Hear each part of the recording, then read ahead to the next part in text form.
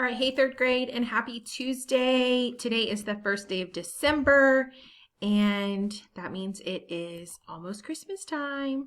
Okay, today we're going to be going over, we're just going to continue representing fractions, and we're still going to be using fractions, representing fractions in a various ways. So eventually we can compare fractions and find equivalent fractions, okay? So today we're going to have 5 different cards, okay? So these are going to be very similar to what you saw yesterday.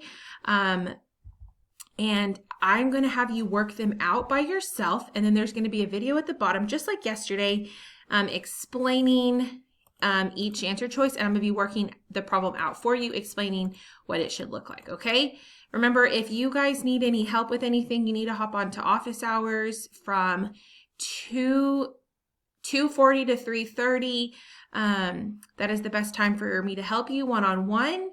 If you have any questions about any of the work that I've assigned so far, or you're just not really understanding how fractions are going, okay?